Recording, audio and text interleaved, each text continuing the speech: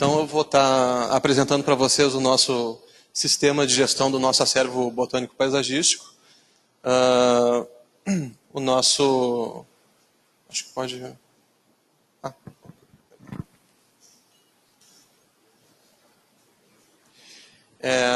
Para esclarecer um pouco quem talvez não conheça, o sítio Burle Marx é um bem cultural tombado em nível estadual e federal, faz parte do IPHAN, que nem o Rui teve a gentileza de apresentar. E é uma unidade do IPHAN muito diferente, muito ao seu gênero. Uma foto ilustrativa aí de alguns dos jardins, de alguns dos nossos jardins. Ele não só é uma coleção que tem esse interesse botânico, mas também como a forma, como a morfologia dessa vegetação interessa a nós em razão dos projetos de Roberto Burle Marx e como ele, o maior paisagista brasileiro, basicamente deixou o seu legado para a gente. O sítio Burle Marx também ele concorre a Patrimônio da Humanidade pela Unesco.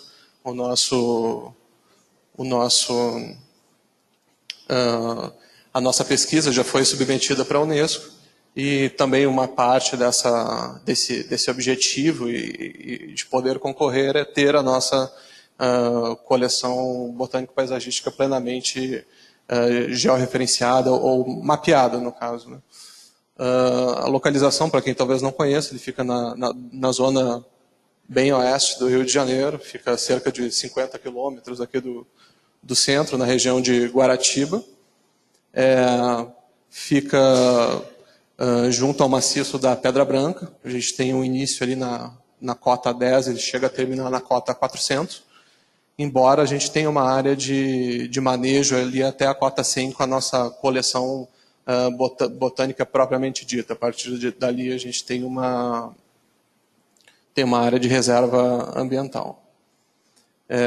Para falar um pouco dessa pesquisa, desse projeto de gestão da gente, a gente tem que voltar um pouco no tempo. Aqui em 2012, quando foi feito um planejamento estratégico para atualização de todos os acervos. Nós temos 4 acervos, documental, arquitetônico, o botânico, paisagístico e da área de biblioteconomia. E a partir de 2017 foi quando a gente conseguiu iniciar essa pesquisa para atualização do acervo botânico paisagístico. Embora seja o mais importante, ele também apresentava os maiores desafios pelo nosso campo, como funciona a nossa própria coleção, né? A partir daí, em 2018, a gente criou um plano de gestão para esse sistema. Em 2019, a gente consegue os softwares e equipamentos necessários para conseguir iniciar esse levantamento. Então, portanto, ele é um projeto que a gente terminou o piloto dele recentemente, tem 4 meses ativo, aí, basicamente. E, enfim, apresenta já alguns resultados possíveis, né? Paralelo a isso, eu vou estar falando um pouco das tecnologias, essa linha do tempo que nós tivemos aqui. Então, de 90 a 2000, ali, a gente teve o processo analógico, na qual um técnico ia até o campo e fazia desenhos no papel vegetal, com uma trena, ele traçava uma triangulação de um muro até uma palmeira, de uma palmeira até uma próxima planta, de uma próxima planta até uma próxima planta, e isso gerava uma grande distorção. Depois disso, de 2001 a 2016, a gente começou a fazer esse levantamento no CAD. O método era basicamente o mesmo, na coleta de campo. Então, particularmente, é um método bem complexo de ser realizado, porque, enfim, você tem desníveis, você tem cotas altas, você tem animais peçonhentos, você tem de todo possível que acontece ali, para estar, inclusive, utilizando um esquadro e uma trena para estar tentando triangular essa coleção, né? E a partir de 2019, espero que para sempre a gente continue utilizando o levantamento com geotecnologia. Paralelo a isso, a partir de 2002, algumas organizações internacionais a gente começou a mapear. No caso do Kew Gardens, a gente observou que já utilizavam geotecnologias para essa mesma finalidade. E em 2008 a gente conseguiu observar também que uma outra instituição, o INHOTIM, ele também utilizava essa mesma tecnologia. uma tecnologia, enfim, parecida, o georreferenciamento de forma geral. E nós tínhamos os desafios dessa gestão do acervo. Era, enfim, bom, como a própria gestão do acervo, de fato, como obter aqueles dados, como salvaguardar aqueles dados e como manter tudo aquilo de forma organizada e não duplicada, e como obter de fato no campo. Esse era um desafio bem grande. Como analisar posteriormente esses dados. Essa consistência era muito comum, principalmente para arquivos CAD, arquivo que você salva em disco, né? Você mudar um drive, você mudar uma versão, eventualmente aquilo pode perder o pareamento e você nunca mais conseguir encontrar, né? Também passou por um processo de importação de arquivos legado do CAD e, posteriormente, assim, como difundir essa informação, né? Nós tínhamos essa informação até o momento dentro da nossa instituição e como levar isso a quem tem interesse. A gente conseguiu mapear que bastante gente tinha interesse. Ainda alguns outros desafios, assim, mais particularmente do território e do acervo. Nós temos 405 mil metros quadrados de área, 3.500 espécies únicas e estimamos, cerca de 80 mil indivíduos vegetais únicos. Então, a gente faz um censo dessa vegetação, porque cada planta é importante no sentido de que Burle Marx pode ter trazido ou não de algum lugar, ter utilizado ou não em algum dos 2.000 jardins que ele fez pelo mundo, e a gente posteriormente tem um trabalho de compatibilização com em que projetos foram utilizados ou não essas espécies. Muitas delas são raras, são plantas nativas, exóticas, eventualmente você não consegue nem encontrá-las mais na forma original dela. E, principalmente, como inventariar de forma precisa e identificando essas plantas em campo, né? Então, quer dizer, você tinha um biólogo em campo que eventualmente estava usando a trena e posteriormente, numa situação de georreferenciamento, talvez ele teria que usar um equipamento de RTK ou alguma coisa desse tipo que seria complexo para ele. Então, a gente tentou vários tipos de situações, inclusive utilizar um topógrafo para coletar os pontos. Foi bem complexo, porque ele tinha esse geoponto, mas até alguém conseguir identificar, enfim, era bastante difícil. E a gente começou a compreender um pouco dos sistemas que a gente tinha, né? Então a gente estava utilizando o AutoCAD, um folder com as fotos das espécies para posterior identificação, ou com análise em lupa, que se salvava digital, e o Excel. Cada um tinha um número e você tinha que cruzar esses três de alguma forma. Isso sempre é bem comum em qualquer instituição que vá ter algum problema, algum espalhamento de informação. E o que a gente de fato queria, né? Que seriam diversas camadas sobrepostas no nosso território, que a gente pudesse analisar de uma forma mais centralizada também, pelo menos. Talvez isso já tenha acontecido em outras instituições. Desenhos salvos, versões diferentes, o arquivo quebrou, você não conseguiu mais obter. Pessoas que passaram aqui por esse processo de migração, dá para ver pelo sorriso que já passaram por isso. Então, aconteceu conosco também, e a gente buscava um jeito de, até hoje, um jeito de conseguir sobrepor isso, porque num trabalho na qual você tem que mapear 80 mil indivíduos vegetais, se em algum momento você perder o trilho dessa informação, talvez voltar para o zero seria algo bem complexo, né? Uma frase de efeito aí para a gente quebrar um pouco o gelo: Excel não é banco de dados. Isso também foi um processo aí da gente conseguir até explicar ou levar essa informação para poder se tomar a decisão de usar esses sistemas, assim, por que já referenciar? Por que não continua utilizando o Excel, o AutoCAD? Parece que funciona, né? Mas, enfim, não funcionava de forma tão eficiente quanto a gente gostaria, né?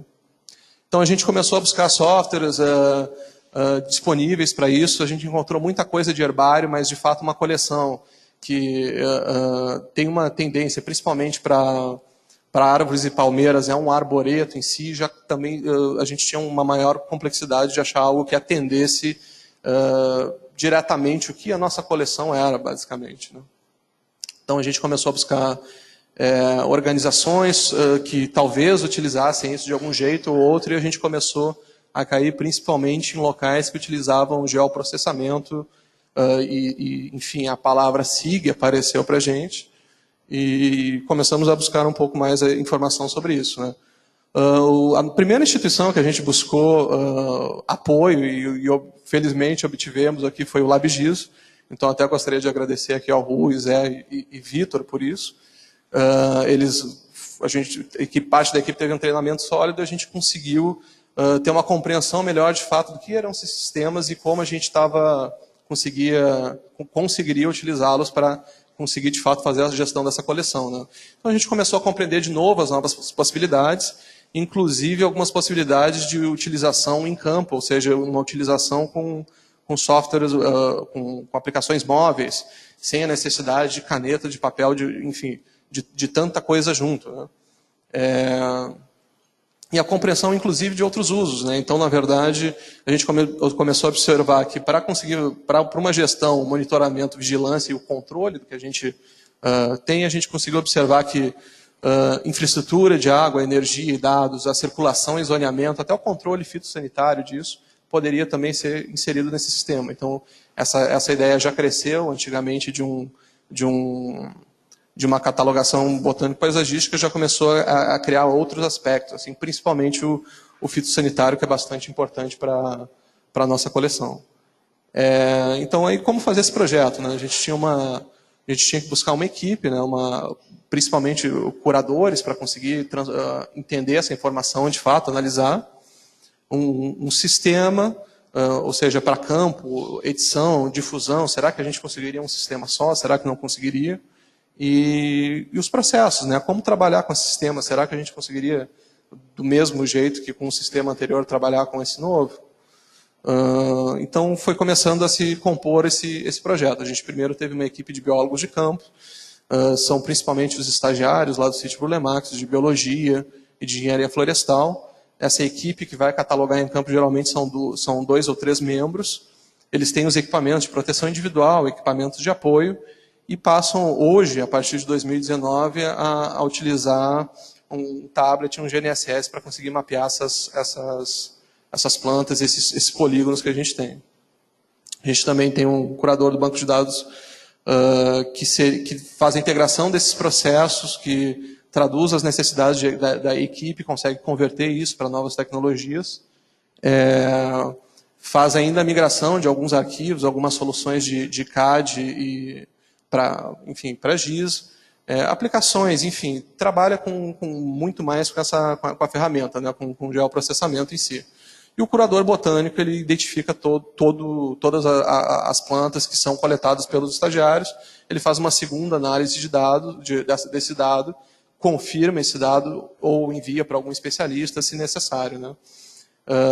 Validações taxonômicas e outras coisas. O nosso workflow, eu peguei emprestado aqui da internet, a gente tem basicamente uma coleta de campo, que entra num sistema, passa por um processamento da equipe, né, dos curadores, e posteriormente ainda não está aberto, mas será compartilhado com o público, com os pesquisadores interessados, né?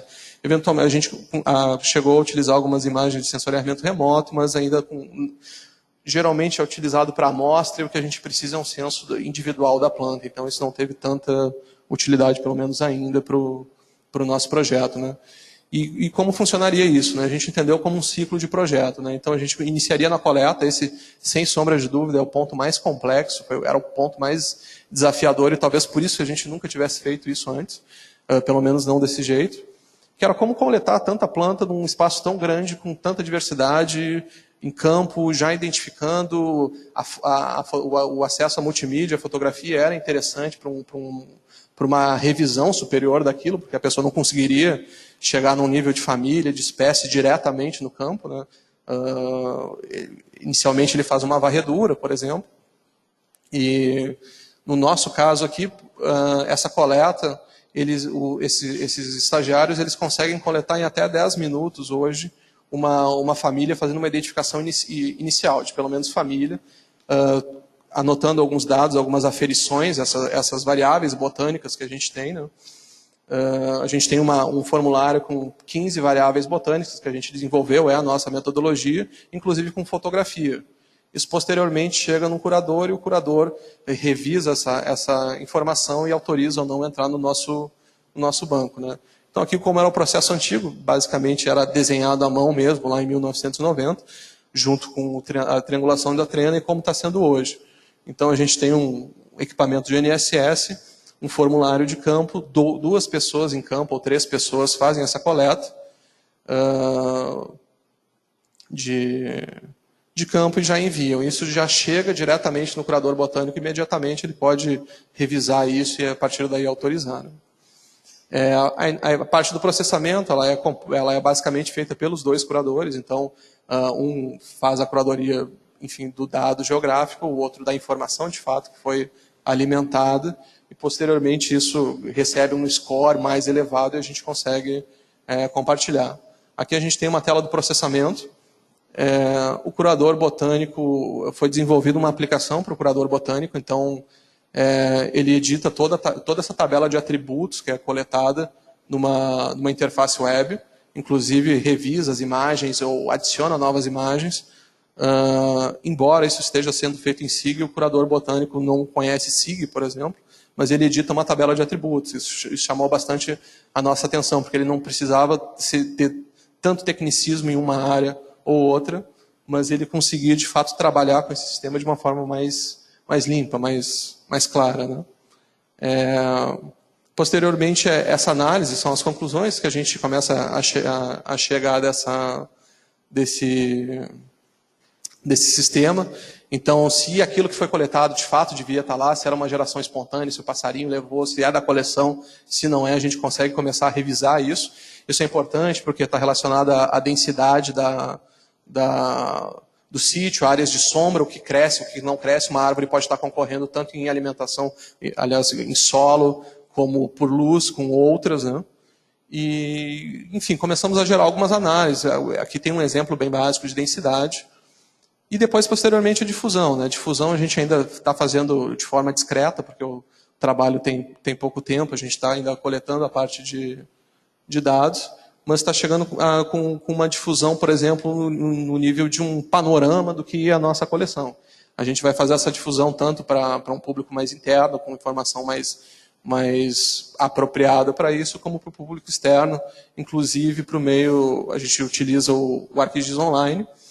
A gente vai estar utilizando Story Maps também para uma questão de educação patrimonial, né? Ou seja, extraindo daquilo que é coletado, a gente consegue já criar um Story Map em cima daquilo e difundir para o público relevante. A gente tem público infantil, tem diversos tipos de público mesmo, né? Um pouquinho do hardware, a gente usa o tablet GNSS. Esse GNSS a gente conseguiu, ele tem algumas características bastante interessantes. Para o nosso terreno, que junta aquele maciço enorme, a gente tinha bastante dificuldade de como obter uma precisão e uma acurácia boa. A gente conseguiu encontrar um equipamento que conecta via N-Trip com o servidor do IBGE e consegue nos devolver uma precisão aí basicamente submétrica. Isso é importante para a gente, porque a gente vai estar mostrando um pouco mais para frente aqui. A nossa coleção a gente não cataloga só pontos, esses polígonos aqui são as áreas das plantas rasteiras, né, quantificáveis ou não quantificáveis, enfim. Mas essa possibilidade de desenhar, de obter essa geometria mais correta dessas vegetações rasteiras, que fazem parte do trabalho do Roberto Burlemax e como está lá hoje em dia, também é bastante importante para a gente. Então, outros sistemas que a gente também buscava, a gente só tinha a opção de pontos. Esse foi um que a gente conseguiu, de fato, utilizar isso. Esses canteiros a gente consegue fazer com a ferramenta Collector. O formulário a gente coleta com o Survey e consegue desenhar, enfim, uma pesquisa como a gente tiver interesse. Eventualmente, pesquisadores, mestrado e doutorado podem chegar lá, realizar uma pesquisa com as variáveis que eles quiserem coletar, e eles mesmos montam os formulários deles para realizar, né? A gente está utilizando o ArcGIS Online, como eu comentei, para ter toda a informação. Então a gente tem um portal interno aqui, por enquanto está privado, eventualmente, posteriormente, a gente provavelmente deve estar divulgando. A gente, como eu tinha comentado aqui, acho que duplicou um pouco o slide, a gente tinha um painel de curadoria botânica, ela consegue visualizar todos os dados necessários aqui e editar. Esse painel tem algumas outras ferramentas, como filtros e filtros automáticos. Esses filtros são como você montar a linguagem é semelhante ao SQL, então você consegue selecionar os atributos, família, grupo, subgrupo, o que foi catalogado, o que está branco, o que não está, e a partir daí conseguir fazer essa edição, né? Esse panorama do acervo está sendo bem importante também para a gente compartilhar entre os gestores e também com os próprios técnicos, né? E integração com outros sistemas também. Então, a gente conseguiu exportar esses dados. A gente está fazendo um teste com uma instância do Jabot, que é um sistema do Jardim Botânico de gestão de arboreto. Então, a gente extraiu esses dados, conseguiu colocar lá em lote, digamos assim, sem perder informação. Isso foi bastante útil, era bastante interessante para a gente saber se de fato a gente conseguiria, em dado momento, deixar esse sistema e utilizar outro se necessário. E, enfim, criamos algumas aplicações das expedições de Burle Marx na Amazônia, o que plantas ele buscou, estamos criando esses materiais de educação patrimonial. Aqui a gente criou um outro de plantas notáveis, que a ideia é que você consiga fazer um autotour no nosso sítio, né? E os nossos planos futuros, assim, a ampliação dessa base, né, de fato, é continuar o piloto e, de fato, catalogar essas 80 mil espécies, vai demorar algum tempo, mas a gente vai conseguir. A incorporação de outras disciplinas, né, o fitossanitário é uma coisa que nos interessa muito hoje. Uma coleta mais veloz ainda, eventualmente. E uma política, o ajuste, né, tem alguns processos correndo paralelos, mas o ajuste das políticas de difusão de dados. E um pouco a gente fez um teste com realidade aumentada. Para nós é importante não colocar placa nas espécies, porque visualmente você quebra o seu campo de visão em relação ao que de fato é o jardim. Então, um totem enorme com o nome de cada planta, como geralmente é no jardim botânico, não funciona muito bem para a gente. E a gente fez uma simulação assim, com realidade aumentada, na qual a gente poderia ter a placa virtual, digamos assim, né? Eu acredito que não vai dar para mostrar o que foi criado, o tempo já está meio curto, mas obrigado aí pelo tempo de vocês.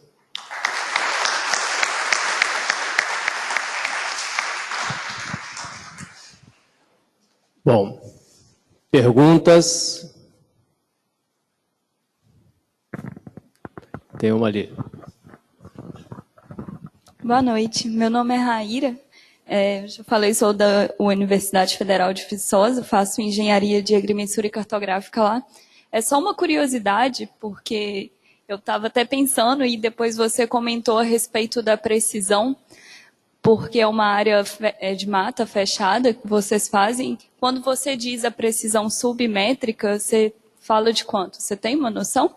Só uma curiosidade para saber a precisão que vocês conseguem alcançar. Em alguns pontos aí com a área um pouco mais aberta, sem aquele dossel todo que a gente tem, eu acabei não trazendo uma foto aérea, mas você praticamente não consegue nem achar o sítio Burle Marx embaixo de todas aquelas copas, né? A gente conseguiu em áreas um pouco mais abertas, 10 centímetros. Mas a partir de 1 metro a gente já considera que é interessante para catalogação. Obrigada. Vitor.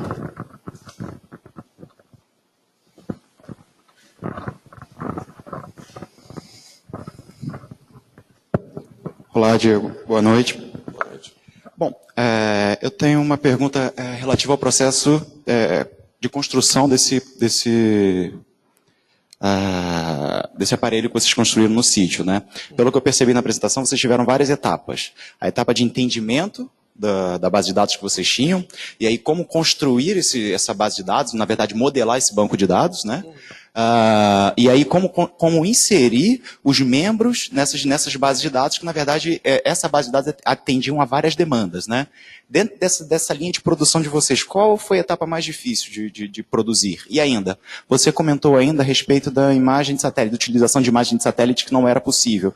Você tentou verificar a imagem de drone? Sim, não, por quê? Obrigado. A gente está com um drone lá, inclusive, a gente tem vários processos. Uma possível ortofoto retirada de drone está sendo uma coisa que a gente está buscando hoje. Mas a questão é quando você eleva o voo ali no sítio, você não consegue, você só visualiza de fato as copas, o que poderia ser interessante no inventário de quantidade de madeira ou qualquer outro tipo de coisa, mas de fato a espécie, o que a gente tem que fazer lá, que é basicamente identificá-la, ele não nos ajuda muito. Embora nas vegetações rasteiras, principalmente aquelas que são feitos os contornos, ainda que lembram aquelas formas de Burle-Marx, a gente utilizou o drone para conseguir ter uma visão um pouco melhor, bidimensional daquilo e conferir, ver se de fato o GNSS estava fazendo o traçado adequado ali, né? Basicamente é isso. A etapa mais difícil, de fato, é como no campo conseguir fazer algo execuível de forma de forma rápida, e isso conseguir chegar num sistema para alguém. Até então era realmente a parte mais difícil, porque a informação já começa a se perder lá no campo, entendeu? Até uma anotação errada, um número que trocou, eventualmente, isso já acontecia. Com esse sistema, você consegue configurar naqueles formulários uma espécie de filtro, então você consegue controlar um pouco que informação entra ali, mas principalmente a gente conseguiu implementar um autocompletar com as espécies que já existem. Então isso ajuda bastante, considerando que geralmente é latim e o autocorretor não tenta corrigir, corrige errado, enfim. Enfim, a gente consegue desativar, mas de fato a etapa mais difícil desse projeto é como trazer aquela informação do campo para o sistema. A gente consegue trazer com apoio fotográfico ainda, o que ajuda bastante, porque o curador pode estar dentro do escritório e conseguir revisar visualmente isso e tentar identificar de melhor forma. A gente desenvolveu uma metodologia para eventualmente você conseguir pegar a folha, mostrar as nervuras, cores, enfim, os processos pertinentes à identificação.